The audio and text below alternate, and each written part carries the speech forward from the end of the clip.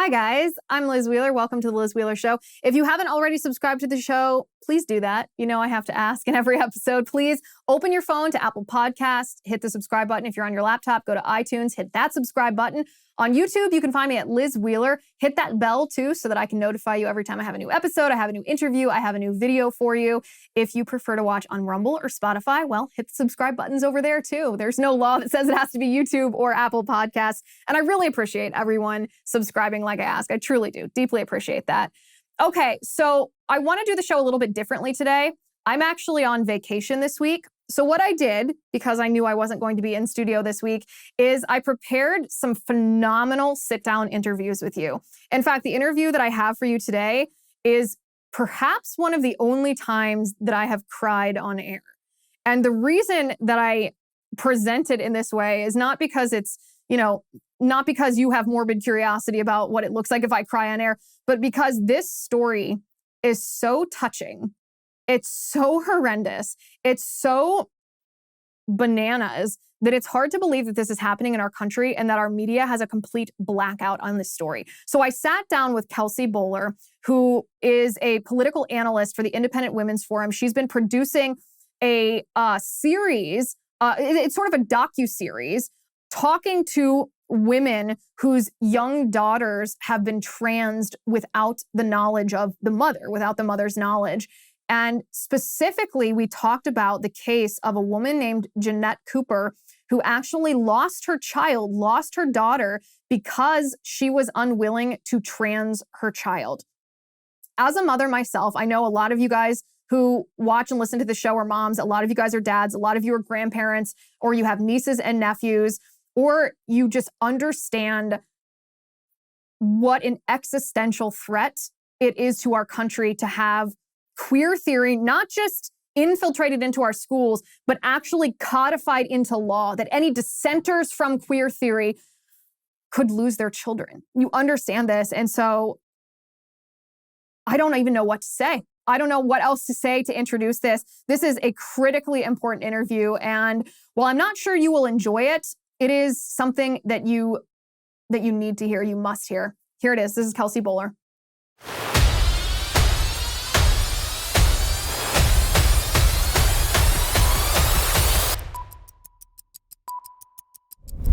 Thank goodness for American Hartford Gold. If you're like me, you are growing more and more concerned about our future. Inflation is at its highest level in 40 years, interest rates are skyrocketing, and there's no end in sight. Market experts like Jamie Dimon, who's the CEO of JP Morgan, not only predicted the recession that we are in currently, but used terms like economic hurricane and unprecedented to describe what's happening. If you want to protect your future, I suggest that you do what I did. Call the only precious metal dealers that I trust, American Hartford Gold. They can show you how to protect your savings and retirement accounts by diversifying your portfolio with physical gold and silver. All it takes to get started is a short phone call, and they will have physical gold and silver delivered right to your door or inside your IRA or 401k. And they make it easy, of course. They are the highest rated firm in the country with an A+ rating from the Better Business Bureau and thousands of satisfied clients. If you call them right now, they will give you up to $1,500 of free silver on your first order. Don't wait. Call them right now. Call 866-781-7499. That's 866-781-7499. Or if you prefer text messaging, you can text the word Liz to 65532. Again, the phone number is 866-781-7499. Or text Liz to 65532. Hello, welcome to the Liz Wheeler Show. I'm Liz Wheeler. We are here in Miami, Florida at NatCon 3. And sitting with me is Senior Policy Analyst at the Independent Women's Forum, Kelsey Bolar. Kelsey, thanks for sitting down with me. Thanks for having me. So you've been working on a series at Independent Women's Forum that brings to life, unfortunately, sadly, sometimes tragically, the reality of the transgender ideology that parents are fighting against in schools. So it really is two separate things. They're connected, but we hear about groomer teachers, for lack of a better phrase. Maybe that's the best phrase, even if Twitter won't allow us to say it. We hear about these groomer teachers indoctrinating children with this ideology. We don't always hear the real life stories of what happens when these children fall prey to the ideology. And that's what you've been covering. Can you tell us a little bit about that? Absolutely. It's been devastating. And I think for so long, Many in our country were kind of in denial that this is actually happening. They'd read an anonymous news story or think it's kind of just fear-mongering on behalf of conservatives. And so we felt it was really important to get some of these mothers on camera and show their faces and tell their stories. Of course, the number one concern of these parents in going public is the protection of their children. And we know often the left has no problem parading around children to make their case of why gender ideology should, in fact, be a prominent part in our public schools. These mothers did not want their children to play any part of it, but they realized if they did not come out and put their faces on camera, this will continue happening. And their stories are devastating. They have experienced the deepest betrayals on behalf of public school educators who claim they're there to protect children. They've been betrayed by our legal system, which has legally separated mothers from their children. They have been betrayed by Democrat politicians, most of them who they've spent a lifetime supporting, who have been peddling this toxic ideology that is preying on their children. They have been betrayed by all these different institutions in America, which were designed to protect children. And they felt it was necessary to finally come forward, tell their stories, and put a stop to this. It's really hard to watch some of this stuff. Absolutely. So I started this project when I came back from maternity leave with my second child. And I was, experiencing all the postpartum hormones. Do I want to be working or do I just want to be spending my days at home taking care of my own children and protecting them from this nonsense? And this project really has given me a personal sense of purpose in what I'm doing because I realize these mothers need a voice and they feel like they can't trust anyone anymore. And I have spent hours and hours on the phone with them, myself in tears, hearing their stories, watching my 2-year-old, now just turned 3-year-old daughter, knocking at my office door, wanting to come in. And I'm just looking at her face, wondering how a little girl like that could be so manipulated into thinking she can be something that she is not. I welcome my child's exploration of different identities as she grows up. I think we all did that, whether you go through a tomboy stage or a stage where you're kind of obsessed with certain characters. That is normal. What is not normal is adults taking that normal identity exploration and exploiting it to the point that they are encouraging children to pursue lifelong medical harms, which will have consequences on their bodies and their mental health for decades to come. And I want to listen to the words of one of these mothers, because you use this word betrayal.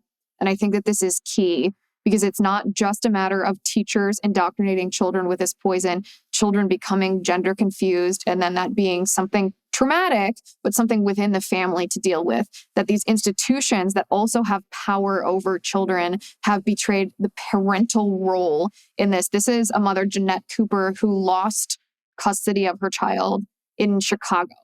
Let's take a look at this. I see that my child is at sea in a boat. She is struggling. She is in kind of tumultuous seas. I know that. I have seen that. And what I have been told is to follow her lead, to follow her in this journey. I am not willing to do that. I don't think that is good parenting. It's my responsibility not to hook my boat to hers. It is my responsibility to be a lighthouse, to be something stable that she can see, some guide that she has that will always be there, that is consistent. I still do that today, even though I have no custody of her. I have no medical decision-making, no educational decision-making, and no way to communicate with her other than by mail. I don't have her phone number. I know where she lives, but I'm not allowed to go there. I know where she goes to school, and I'm not allowed there either. But this is parenting. What I'm doing, even though I have no real contact with her, I am still a parent. I am still her mother. I am still parenting now.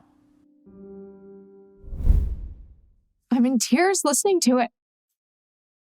Yeah.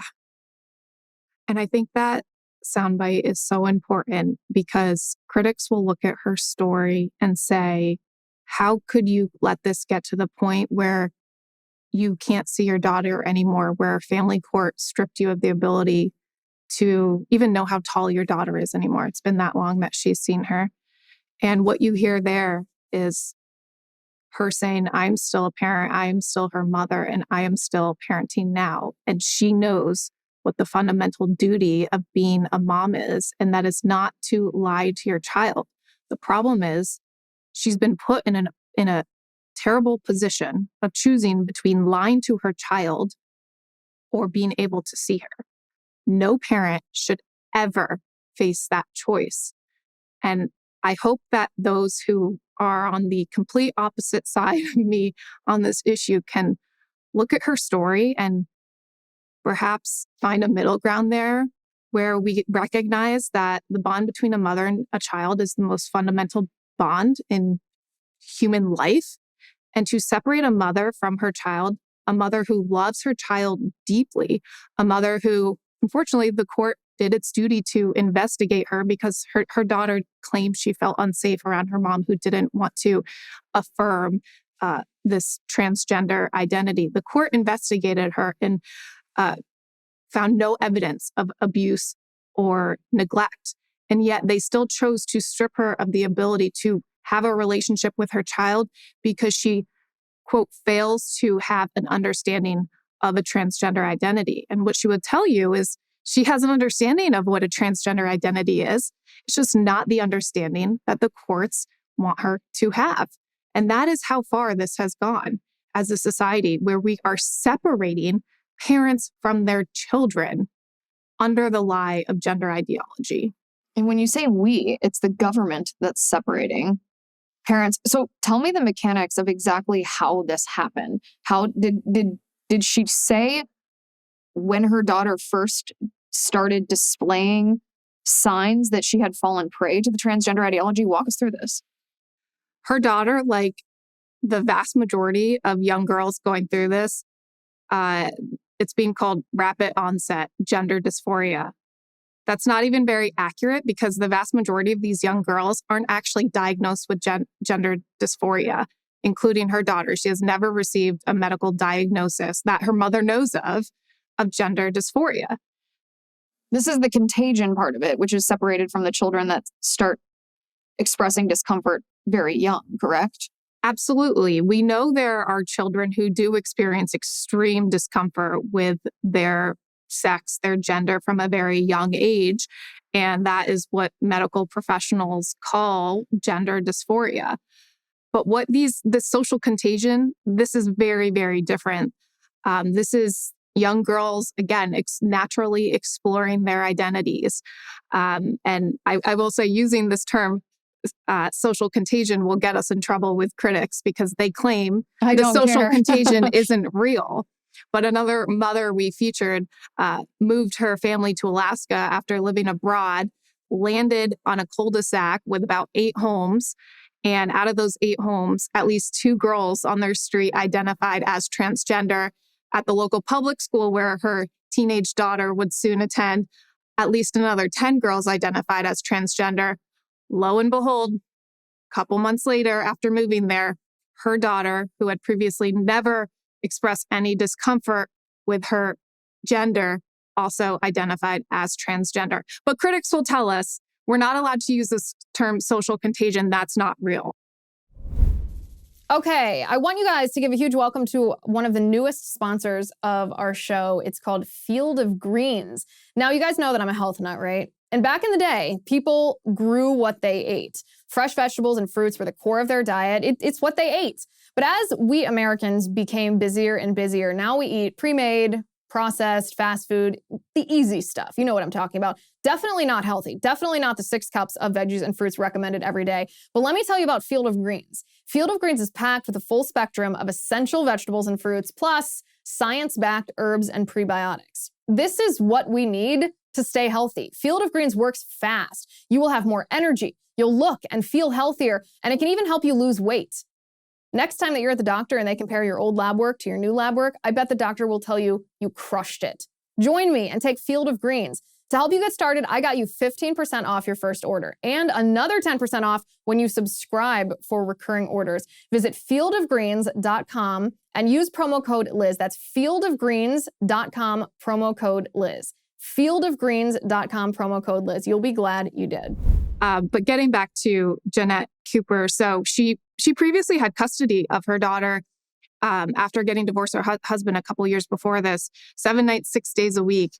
And she says this really came out of nowhere. Her daughter probably had a sense of where her mother stood on this issue and went to her father's home with her new stepmother one day. And instead of returning home, she informed her mother she felt unsafe around her and was transgender and didn't want to come home. And it was really from that point on where the court process began, because when a child claims she feels unsafe, it is the court's duty to investigate. And as difficult as that was for Jeanette, she understood that. And she thought, as soon as they complete this investigation, this will be all be over. This will be a complete misunderstanding. They will see I love my child to no end. And yet the result of that investigation and what we see in the final parenting agreement is that this family court in Chicago says Jeanette does not have an understanding of her child's transgender identity. And so until she, checks certain boxes, she does not have the ability to parent her child. So the government took custody away from this mother, not for any harassment, not for any bullying, not for any abuse, but simply because of a political, religious, and scientific difference of opinion with her minor child. Yeah, it's hard to believe. Anyone who has doubts about this story, I reported it out. I took a lot of time on this story because I knew how sensitive it was. And I knew people would look at it and try to poke holes at it. This happened. What did the investigators say? I mean, did they come to her and say, we have found that you created an unsafe environment? Or did they provide any evidence? I mean, what are the details here? Or did they literally look her in the eye and say, because you don't want to transition your daughter, that's all it takes, just that in a box, and you've lost your kid? So you can see in the final parenting agreement where it stipulates what the arrangements are.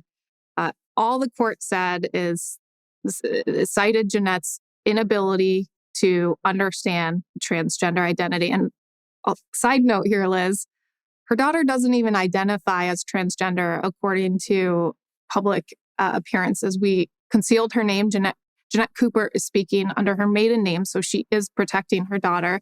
So we did not publish her daughter's real last name. I hope everyone listening respects her daughter's privacy. But I can tell you, her daughter's a victim too. Her daughter's not the bad guy in this situation. That is exactly the point Jeanette Cooper wants to make, that her daughter is being manipulated and victimized by this. She is the greatest victim of it. Think about everything Jeanette has been through, and she will still tell you that her daughter is the greatest victim in this. But her daughter now identifies as some form of non-binary. And so it's pretty amazing that a court can take away this mother's right to see her daughter to the point she can only communicate her by mail, even though she lives 10 minutes down the street. Did you know that poor sleep can cause weight gain, mood issues, poor mental health, and lower productivity? And that if you sleep less than 6 to 7 hours per night, it's linked to reduced white blood cell count. Now, white blood cells protect our body against illness and disease, fighting viruses, bacteria, and more. And not many people realize this, but having a consistent nighttime routine is so important, not just to how you feel or how you look, but to your body's overall health. Well, let me tell you, a better tomorrow starts tonight. Introducing Beam Dream. Beam is the world's most innovative functional wellness brand with unique products for everything from sleep to recovery. And today, my listeners get a special discount for Beam's sleep product. It's called Dream Powder. It is their best-selling healthy hot cocoa.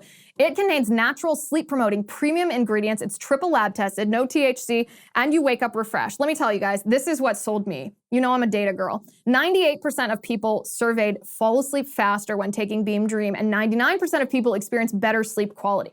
All you do is you mix Beam Dream into hot water or milk, you stir it, and you enjoy it 30 minutes before bedtime. If you don't love it, you can get your money back guaranteed. For a limited time, you can get $20 off when you go to beamorganics.com/Liz and use my promo code Liz at checkout. That is BEAM organics.com/Liz and use promo code Liz for $20 off at checkout.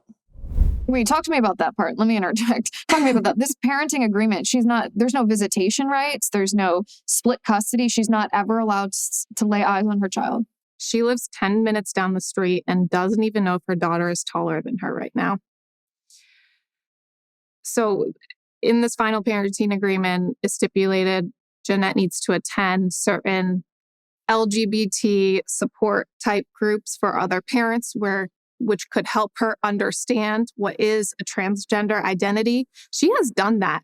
She has no problem being in a room with people who disagree with her. She has done everything she can to see her daughter again. But one of the requirements was to meet with a certain therapist, and that therapist's waitlist was full. When she went back to the courts to ask what to do, nobody really had an answer.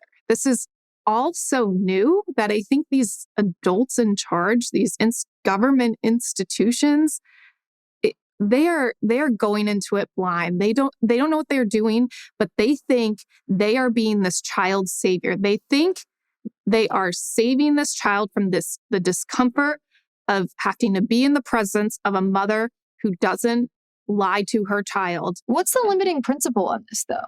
Like, is this family court decision, this parenting agreement that strips custody of this child from the mother because the mother won't support a social or medical transition of the child because she acknowledges that there is male and female, is this based on a statute in the state of Illinois? Is this what is the basis of this? I am not a family court expert, but I think it's important to understand this happened in the family court system, which those who I've spoken with who have had firsthand experience with the family court system will tell you it is not a just system. This is a grave injustice that Jeanette Cooper is facing. And I'll tell you, in regards to not just Jeanette, but all the mothers I've spoken with, you almost want them to fight back. You want them to team up with attorneys and reclaim their fundamental parenting rights. And in other stories that I told involving schools transitioning children behind their backs, you think there is a legal way to remedy this, right? But what we also have to acknowledge, you and I are both moms, is this is an extremely delicate situation involving children where these parents are very concerned about pushing their daughters away, losing them even more. Even though on the surface, Jeanette has lost her child in so many ways, she's still able to write letters to her, and she doesn't want to lose that. And so all of these parents are extremely careful and thoughtful in the way that they fight back. And sadly, many of them don't feel safe to do so, which is why I believe the burden is upon us to fight for them. Someone has to, because these children, I mean, I'm so proud of these mothers for understanding that their children have fallen victim and that the children aren't, even though they're turning against the parents, that they're not the bad guys in this situation. How do we fix this system? Well, first off, I want to point out that as conservatives, we talk a lot about these leftist policies that are teaching children to hate our own country. But in the case of gender ideology, it's actually taking that one step further. It is teaching children to hate their own parents. All of this gender ideology nonsense is ripping families apart and driving a wedge between parents and children. Parents who unconditionally love their child and want to hold their hands, walking them through whatever identity struggles they are facing. But instead of allowing them to do that, instead of giving parents the support they need to help their children through these struggles, and I will note many of these children have very serious mental health issues. Another mom I interviewed, her daughter has autism, an eating disorder, anxiety and depression. And yet when the mother naturally sought out a therapist to help her with these mental health issues, all the therapist wanted to do on the first session was sit down here and start calling her daughter a boy, telling her this is going to solve everything. Of course it's not. That mother thankfully pulled her child out of public school where she was first exposed to this, moved to a farming community, got the phones and all that TikTok where this is spreading like wildfire, got rid of all that, got her daughter back to reality, and was able to save her from this. But the problem that they're facing is all these experts, all these professionals who they are supposed to be able to go for help and support are driving their children into a deeper mental health breakdown where, of course, this isn't solving anything. They need help. In some cases, they need medication for their the mental health issues they're facing. And they need to be grounded to reality, not lied to. And so, yes, there's a range of solutions we need to pursue as conservatives. The first of which is speaking the truth about this and, giving these mothers credit for letting everybody know this is real. This is not fear-mongering. This is happening in schools all across the country, from California to Alaska to wherever you're sending your children. So you have to be on guard. It is a political problem, it is a policy problem, and it is a human problem. And we need to address it from all three. I almost left off. It's obviously a legal problem too. And I really hope the doctors who are actually performing these surgeries on children, which is happening, you can see pictures of it. I hope that they eventually see that we see justice, because they do not deserve to have any medical license to be removing the healthy breasts of young girls. No, it's tragic, especially, upcoming in your series is some women who have regretted having gone through with the transing of their own bodies. Yes. And so as part of the series, we started with these mothers' stories, and now we're moving on to what we call detransitioners. And I'm featuring two young women who went down the path of gender ideology and actually went so far as to take the hormones. And in one case, this young girl named Daisy actually removed her healthy breasts and lived as a boy for a couple years in her life, only to realize shortly after removing her breasts, this wasn't making her feel better. This wasn't the solution to her problem. And what's so powerful about her story is her parents did not affirm her. They did not lie to her. They did not enable her to do this. She chose to do it when she was 18. And actually, in both these cases, they express gratitude for their parents, because as difficult as their situations are now, in that they face lifelong medical complications because of what they do to their body, they are grateful they didn't start it sooner. And had their parents lied to them, they would have.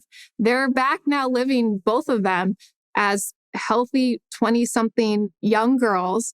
And Daisy actually just gave birth a couple weeks ago. And it was her fear of infertility that ultimately drove her to let go of this all. And she told me, if you had told me 2 years ago that in a couple years I'd be married and pregnant, I never would have believed you. I didn't even think that's something I wanted. Teenagers don't know what they want. Your minds are changed. Your brain is still being developed into your early 20s. The idea that children can and should be making these lifelong medical decisions is wrong. It's completely wrong. It's completely wrong. This is so powerful what you're doing, because parents see the transgender ideology being poured into their children's minds in school.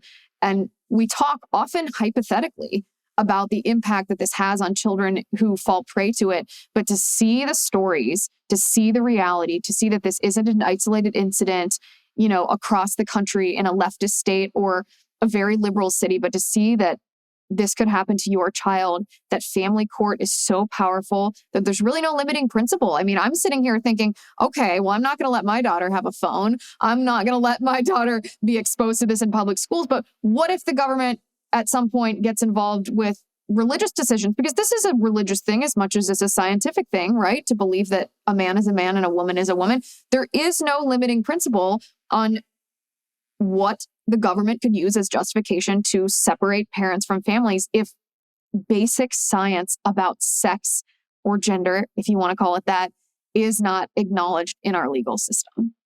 And I can tell you from speaking with mothers firsthand, unfortunately, some religious institutions are already corrupted by this. You really, as parents, have to be safe.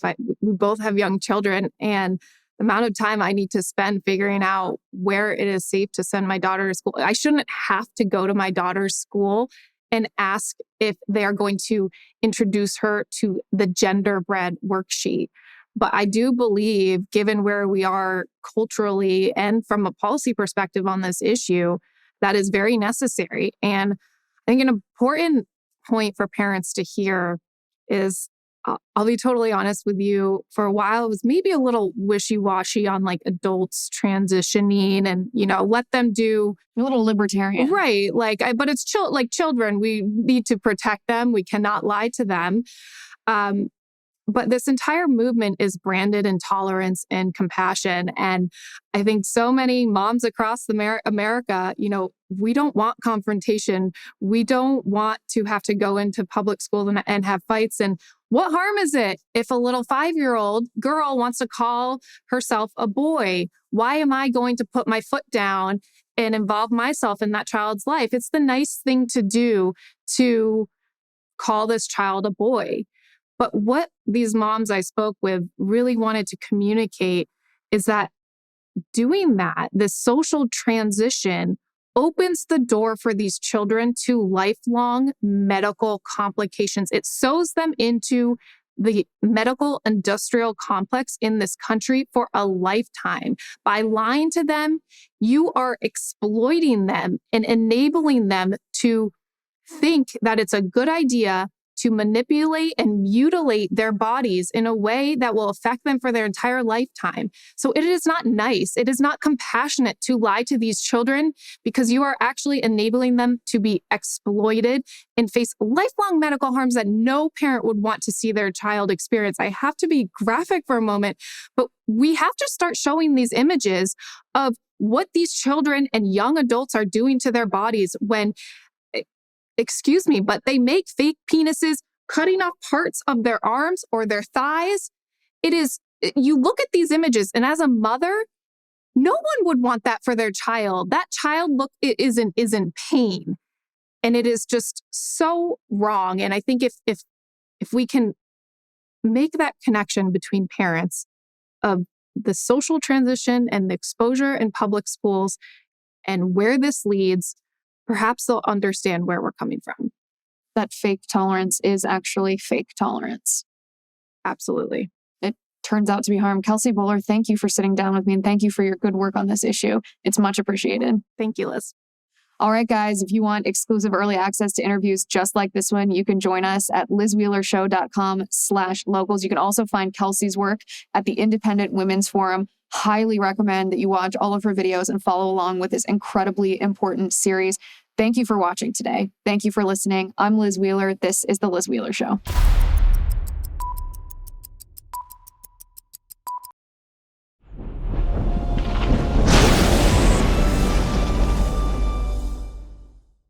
If you haven't already, give this video a thumbs up, hit the subscribe button below, and ring the bell to make sure you never miss a video.